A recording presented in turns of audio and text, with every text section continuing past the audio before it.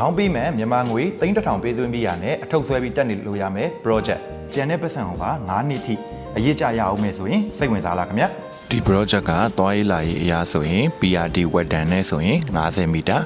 Prabadan Rama 3လေစိမ့်နဲ့ဆိုရင်မီတာ300ကွာမှာတည်ရှိပါတယ်ပြီးသွားပြီဆိုရင် shopping mall တွေ supermarket တွေအနေနဲ့ဆိုရင် Fulan Home Pro Rama 3 Central Rama 3 Lotus Rama 3 Villa Market ဒါတွေနဲ့လည်းနီးပါသေးတယ်ပြီးတော့ရင်စေယုံစေကန်းတွေအနေနဲ့ဆိုရင် Banpeo Hospital နဲ့ 3.8 km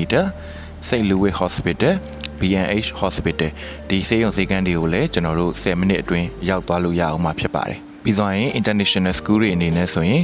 Casa Bambino International School Sarasas Patana School Glorious International School New Campus တို့နဲ့နေဦးမှာဖြစ်ပါတယ်ခင်ဗျာဒီ project ကစုစုပေါင်းအလွှာအနေနဲ့ဆိုရင်44လွှာပါဝင်မှာဖြစ်ပြီးတော့အခန်းအရေးအတွက်ကလည်းတော်တော်လေးကိုနည်းပါတယ်စုစုပေါင်း696ခန်းပဲရှိပါတယ်အဲ့တော့လူကြီးနည်းနည်းနဲ့ density နည်းနည်းပေါ့နော် luxury ဖြစ်နေခြင်းနဲ့ဆိုရင်တော့ဒီ project ကတင့်တော်ပါတယ်ပြီးတော့ရင်ကျွန်တော်တို့သွားရေးလာရေးအနေနဲ့ဆိုရင်ကျွန်တော်တို့ Queen Series K MRT ကို shuttle bus service လည်းရှိပါအောင်မယ်နောက်ထပ်အားသာချက်တစ်ခုကဒီ project ရဲ့အခန်းတိုင်းရဲ့ balcony တွေကိုဒီ square meter တွေကိုထည့်မတွက်ထားပါဘူးအဲ့တော့ကိုကဒီ balcony ရဲ့ square meter ကိုအလကားရလိုက်တယ်လို့ပဲဖြစ်ပါတယ်ခင်ဗျနေ့ရက်တိုင်းမှာကြောက်ဖျားမြစ်ကြီးကိုကြည့်ပြီးတော့နိုးထားခြင်းနဲ့ပြီးတော့ရင် luxury high rise condo တစ်လုံးကိုလိုချင်တယ်